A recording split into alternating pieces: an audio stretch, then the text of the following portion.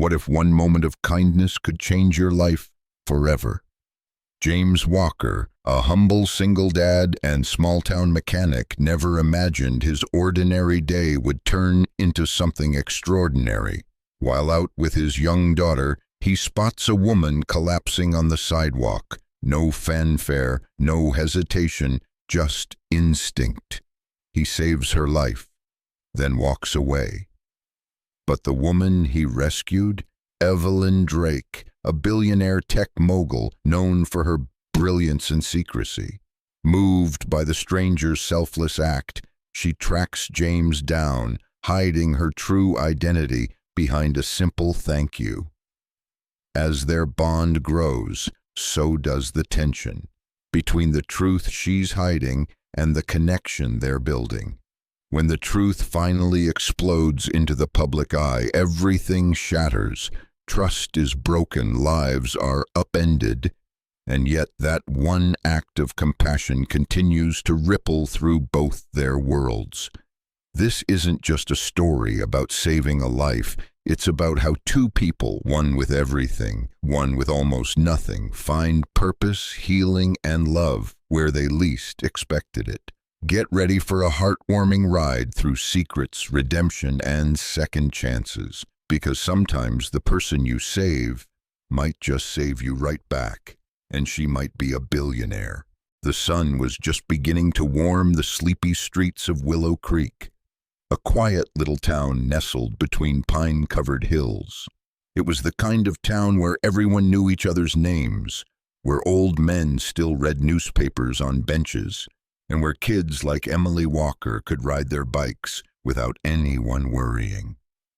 James Walker leaned against the hood of his battered pickup truck, sipping coffee from a thermos more dented than not. His grease-stained coveralls bore the marks of another long week at Walker Auto Repair, a modest garage he owned and ran mostly on heart and hustle. Across the small park, his 9-year-old daughter Emily was laughing, her pigtails bouncing as she raced a boy from school toward the swings. This was their Saturday ritual. Coffee, swings, and a few moments of peace before the world got busy again. But peace, as it turned out, was fleeting. It started with a noise, a thud, then a gasp. James turned toward the sound just in time to see a woman stumble outside the cafe across the street. She clutched her chest, her eyes wide with panic, and then collapsed like a puppet with cut strings. Without a second thought, James bolted. His coffee hit the sidewalk, his feet already moving. "Emily, stay there!" he shouted over his shoulder. He reached the woman in seconds. She wasn't moving. Her face was pale, lips turning blue. A few people stood frozen nearby, filming on their phones, uncertain of what to do, but James didn't hesitate. "Call 911, he barked to a teenager, who looked startled to be addressed directly. He knelt beside the woman, fingers trembling but focused. He checked her pulse, faint and irregular. She was in cardiac arrest. Years ago, he'd taken a CPR course when Emily was born. He never thought he'd need it. Come on, he muttered, tilting her head back and beginning chest compressions. 1, 2, 3, 30. He breathed for her, his eyes never leaving her face.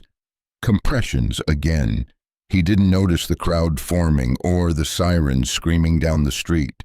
He only saw her, this stranger, this woman who looked like she belonged in a boardroom, not on a sidewalk fighting for her life.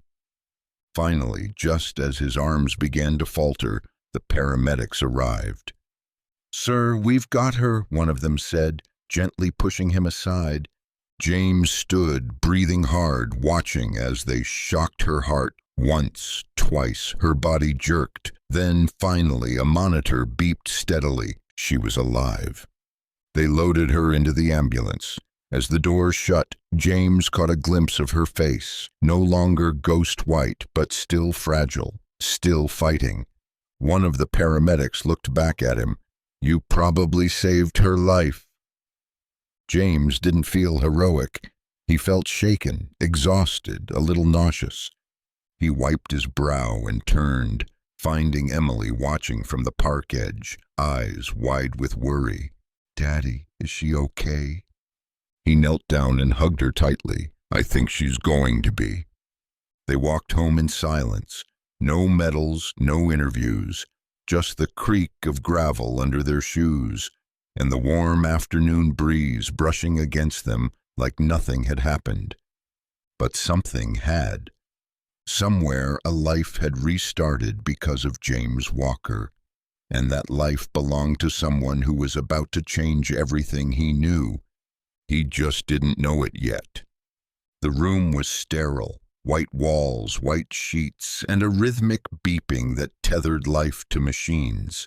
Evelyn Drake blinked against the harsh light overhead, her limbs heavy, her breath shallow. The air was tinged with antiseptic and something colder, fear. "You're awake," a nurse said, stepping into view with a smile too bright for the hour. "How do you feel?" Evelyn tried to speak, but her throat was dry. She managed a raspy, "Water?" The nurse obliged. As Evelyn drank, she pieced together fragments of memory. A sharp pain in her chest, collapsing, darkness, then someone, hands pressing on her chest, a voice, urgent but kind. "You had a heart attack," the nurse explained. "Minor but serious. You're lucky someone was there.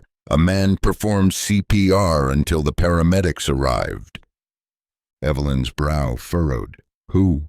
"No name, didn't wait around, just did what he had to and left." That intrigued her. Most people recognized her, not because she craved attention, but because her face occasionally graced magazine covers and financial newsreels. Evelyn Drake, tech innovator, founder of D Systems, billionaire investor, and recluse. She'd spent the last decade building empires from glass towers, speaking through proxies and press releases. Privacy was her most valued currency. And yet, in her most vulnerable moment, a complete stranger had saved her without asking for anything, not even her name. "Do we have security footage?" she asked softly. The nurse smiled. "I think someone's already on it." Miles away, James Walker tried to get back to normal. The incident was behind him, or so he told himself, but his mind kept replaying that moment, her collapsing, the frantic compressions, the fragile heartbeat returning. Something about it stuck with him like a loose thread in a favorite shirt you can't stop pulling. He didn't know her name, didn't want to. It wasn't about recognition. Still, he found himself glancing at the local paper that Monday. No mention of the event, no clue who she was, just a footnote in his life. Or so he thought. Back in her penthouse, Evelyn Drake sat barefoot by the tall windows, staring down at the city that pulsed beneath her. Her assistant, Calvin, stood quietly nearby, a tablet in his hand. "He's a mechanic," Calvin said, scrolling through James's modest digital footprint. "Single dad, runs a small garage in Willow Creek, served in the Marines, no debts, no criminal record, doesn't even have a social media presence, just a man trying to raise his daughter." Evelyn nodded slowly, her eyes distant. "What's his name?" "James Walker." Evelyn whispered it to herself like a secret. "He saved my life, and he didn't ask for anything. No donation requests, no press calls, nothing," Calvin confirmed. It gnawed at her. In her world, everyone wanted something. Every handshake came with a condition. Every friend had an agenda. But this man, he simply helped and walked away. She remembered his face in flashes, rough but kind, determined, honest. He had looked at her not like a billionaire, not like a commodity, just a person in need. Evelyn stood abruptly. "I want to meet him." Calvin blinked. "Ma'am?" "Arrange it. But no limo, no entourage. He doesn't know who I am, and I want to keep it that way, just for now. It was a gray Thursday when Evelyn, dressed in jeans and a nondescript hoodie, stepped out of a dusty rental car and into Willow Creek. The town smelled of gasoline, grass clippings, and morning rain. It was quiet, alive in the way small towns are when people still greet each other on sidewalks. She found the garage easily. Walker Auto Repair. The hand-painted sign swung lazily in the wind. Inside, James was under a beat-up Ford, with a wrench in one hand and his phone playing old blues tunes in the other. When he heard the bell above the door, he rolled out and squinted toward the light. "Be right with you," he called, wiping his hands on a rag. Evelyn felt her heart race, absurdly so, considering she had negotiated billion-dollar mergers with less anxiety. When he stepped closer, recognition flickered in his eyes. "You," he said, confused. "You're the woman." She smiled. "Yes, you saved me." James straightened, suddenly awkward. "You look better." "Thanks to you." A pause. He shifted his weight. "You didn't have to come all this way." "I wanted to thank you, in person." James nodded. "You already did when you started breathing again." That made her laugh. A real one. Not the polite boardroom chuckle, but something looser, freer. "I'm Evelyn," she offered. "James," he replied, already knowing it didn't matter. They'd met in a way names couldn't define. The weeks that followed were strange, in the best way James could describe.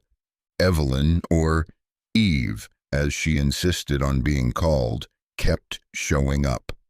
Sometimes with coffee, sometimes with muffins that were too fancy for Willow Creek, but always appreciated, and sometimes just with a warm smile and a simple, "Hey." She never stayed long. A quick chat here, a few laughs there, and she'd be off again in her rental. But James noticed the change in his days. They weren't as gray, they weren't as lonely. At first he thought she might be another charity case. Maybe she had no family, maybe she felt indebted. But Eve didn't carry herself like someone who owed the world anything. She asked questions, she listened. She knelt next to him under hoods and watched him explain engines to kids passing by. Emily adored her. It took only one afternoon of Eve helping her build a Lego model of a motorcycle for the two to become inseparable. "Miss Eve is the coolest," Emily would say. "She even knows how to code." Code, James had laughed. "How'd you pick that up?" Eve had only smiled. "I've always liked fixing things, just in different ways." Still, something about her was off. Too poised, too careful with her words. Her phone is always off. She never spoke of family or work, and she didn't react like someone new to small towns. She observed everything, but rarely revealed anything. Then came the slip. At the local diner, Benny's, a classic spot with checkered floors and vinyl booths, James noticed the way people looked at Eve, especially when she paid for their meals without blinking, or how she tipped in ways that made waitresses nearly cry. "You know," he said one day, sipping coffee, "you don't have to impress anyone here." She raised an eyebrow. "What do you mean?" "You're kind, sure, but you've got the air of someone used to hiding behind it." Eve didn't respond, just smiled that unreadable smile and changed the subject. But the storm was already brewing, and she knew it. She'd been delaying, pretending, living a version of herself she could never maintain. Eventually, the truth would surface. She just hoped it wouldn't drown them both. It hit like a bomb. The headline read, "Evelyn Drake's Close Call. Billionaire Tech Titan's Heart Attack Sparks Public Concern." Photos accompanied the story. One of Evelyn being loaded into an ambulance, another grainy but unmistakable, James kneeling beside her. The news cycle erupted. Evelyn Drake, notoriously private, had disappeared for weeks. Now they knew where and who had saved her. James stood frozen in his kitchen, the morning paper shaking in his hand. The coffee on the table had gone cold. She had lied. Not once had she mentioned her full name, her company, the billions. She'd walked into his life cloaked in humility, and he had fallen for the story, hook, line, and sinker. Later that day she showed up, this time not in her rental but a black town car with tinted windows. No more jeans, no hoodie. Evelyn Drake was standing on his porch in a tailored coat and leather gloves, looking every bit the woman the world now recognized. He opened the door slowly. "So, this is you." She nodded. "It always was. I wanted to be seen as a person, not a brand. You could have told me. I was going to. I was just scared." "Of what?" "That you'd stop looking at me the way you did." James stepped outside, arms crossed. "Like what?" "Like I mattered. Not for what I own, just for who I am." The silence between them crackled with anger, disappointment, and something else, grief. James looked away.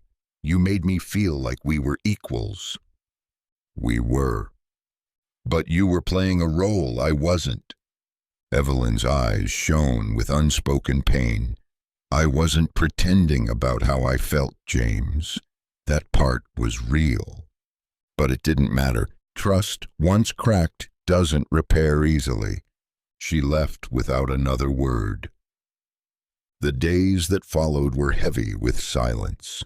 James couldn't escape the coverage. News vans showed up outside the garage hoping for a soundbite. Reporters leaned over fences asking if the hero mechanic had a comment. He said nothing. He turned off his phone. Emily's school asked if she needed protection from paparazzi.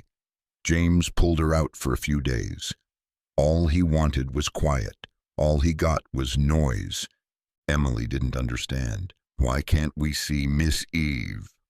James tried to explain. "She wasn't who she said she was." "But she still helped us," Emily said. "She taught me stuff. She made you laugh. Why does her name matter?" That question hit harder than he expected. In the solitude of his workshop, James thought of all their conversations. She had been kind, curious, humble. He hadn't seen a billionaire. He had seen a woman trying to be normal, trying to connect. Maybe the problem wasn't that she lied. Maybe it was that he wasn't ready for her truth. Meanwhile, Evelyn sat alone in her office, glass walls and golden skyline behind her. Her phone buzzed with press calls, board meetings, publicists begging for a statement. But all she wanted was to go back to that garage, to be Eve again, to be his Eve. A week passed, then another. James went back to fixing cars and keeping his head down. The reporters had mostly cleared out, chasing some new scandal. Evelyn had vanished from the public eye again, this time truly gone. The town moved on. But James couldn't. At night, after Emily fell asleep, he'd sit in the garage, alone. Sometimes he stared at the bench where she'd sat, legs swinging as she handed him a wrench. Other times he'd remember the sparkle in Emily's eyes when Miss Eve talked about the stars, or the way Evelyn listened like the world slowed down just for him. Then one morning, an envelope arrived. No stamp, no sender, just his name in careful handwriting. Inside was a formal letter printed on elegant stationery. "Dear James, you once saved a stranger without knowing her name. Let me return the kindness knowing yours. Enclosed is a proposal to fund a full renovation and expansion of Walker Auto into a community skills center. You'll find no obligations, no expectations. It's yours to shape, teach, mentor, build. Let's give second chances a home. Evelyn Drake. Under the letter was a portfolio, architectural drafts, business proposals, a mock-up of a building that still had his name on the sign. James stared at it, then tossed it aside. He felt insulted, a billionaire's apology wrapped in a check. That night, Emily saw the discarded envelope. "What's this?" she asked, flipping through the designs. "Something from Evelyn." "It's a school?" "A fancy garage. She thinks throwing money at me makes everything okay." Emily frowned. "But you always say we should help people who need a hand. Maybe she's just doing that." He paused. "Sometimes your kid is your best mirror." She was right, and it stung. He picked up the folder again and read through it properly this time. It wasn't just a building, it was a vision. His vision, her help. Maybe it wasn't a pity. Maybe it was respect. James stood before the Willow Creek Council in a room that smelled like coffee, old wood, and a hint of skepticism. Town hall meetings were rarely exciting, but this one was packed. Everyone wanted to hear why James Walker, the quiet mechanic, suddenly had blueprints for a state-of-the-art community learning center. He cleared his throat. "I'm not here because I won the lottery. I didn't. I just happened to do what any decent person should, help when someone needs it." Murmurs rippled through the crowd. "But someone I helped, well, she helped me back, and now I want to pay it forward. This center won't be about engines or coding or welding, not just that.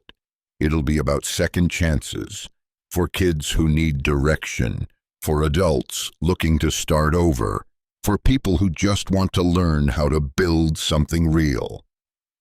A long pause, then a slow clap. Then more. Evelyn stood in the back in a simple blouse and slacks, head bowed. No one noticed her. She preferred it that way. Later, she approached James by the front steps. He turned before she could speak. "You came." She nodded. "You didn't have to." "I did. You made it real." They stood side by side, not touching, not apologizing, just sharing air. Sometimes forgiveness begins without words. The transformation happened slowly, then all at once. The garage was gutted and rebuilt. Modern, sleek, but still rooted in its history.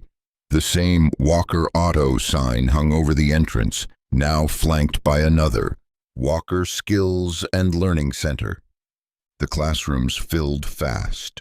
Teens learning engine repair, veterans retraining in computer diagnostics, kids building Lego robots while Evelyn, yes, Evelyn, taught them logic flow and problem solving. She came every Tuesday and Friday, quietly. She insisted she wasn't there as a CEO or donor. She was just Ms. Eve again. James taught his classes in denim overalls and oil-stained boots. He smiled more now. He laughed. And when he didn't see Evelyn for a day, he noticed. So did Emily. "Did Miss Eve quit?" she asked once. "No," James said. "She's just giving us space." Emily stared at him. "You should ask her to stay." One Friday afternoon, James waited as her class ended. The kids filed out, giddy and loud. Evelyn turned, surprised to see him standing by the door. "Are you free?" he asked. "For what?" "A drive." They ended up at the lake, same place James used to visit with Emily and his late wife. Quiet, peaceful, private. They sat on a bench as dragonflies skimmed the surface. "I was scared," he finally said. "Scared that you being who you are meant we could never be real. And now? Now, I think maybe we're both just people who forgot how to ask for help." Evelyn looked at him, eyes soft. "Well," she said, "I'm asking now." James took her hand. Not a fairy tale, but a second chance. And sometimes that's even better. Excellent. Here are the final 3 chapters of the story, each expanded to at least 700 words, bringing a heartfelt conclusion to this emotional journey. Summer began to bleed into fall, painting the trees around Willow Creek in gold and rust. The center had become the heartbeat of the town, a place where second chances weren't just given, they were earned and shared. James had found a rhythm again, and with Evelyn by his side, life no longer felt like survival, it felt like purpose. But there were still stories they hadn't told each other. One evening, after the last student had gone home and Emily was staying overnight at a friend's, James invited Evelyn for dinner. Nothing fancy, grilled chicken, sweet tea, and a porch swing creaking under the weight of the moment. "I never told you about her," James said quietly, staring at the stars. Evelyn looked at him, sensing where he was going. "My wife, Anna, she passed away 5 years ago. Breast cancer, it came fast. Took her faster. I'm so sorry." James nodded. "She was strong, stronger than I ever was. I kept working during her treatments because I didn't know how to sit still. I thought if I kept moving, I wouldn't fall apart." Evelyn reached for his hand but didn't speak. "After she died, I made Emily my whole world, but I shut the rest of it out. I didn't want help, didn't want to feel like I owed anyone anything." Evelyn's voice was soft. "That's why my offer hurt." "Yeah," he admitted. "I thought you were fixing me with a check, but you weren't. You were doing what I used to do, helping how you knew best." She nodded, her eyes glistening. "My father was a janitor," she said. "Worked nights. Always told me, if you're lucky enough to pull yourself up, send the ladder back down. I got so busy climbing I forgot. And then you fell." "And you caught me," she whispered.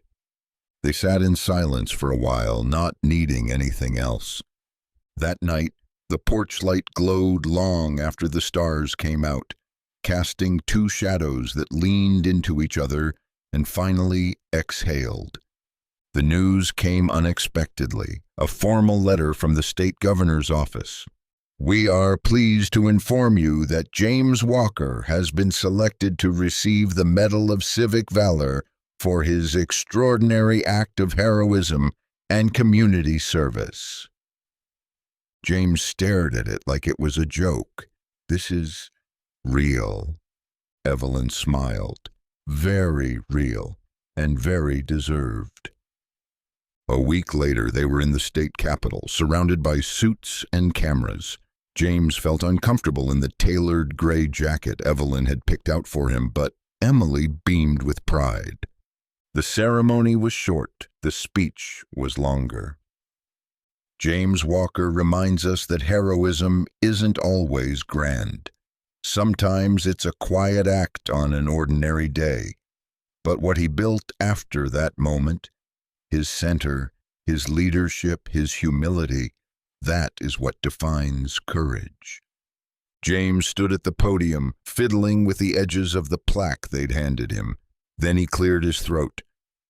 "I didn't save her because I thought anyone would notice.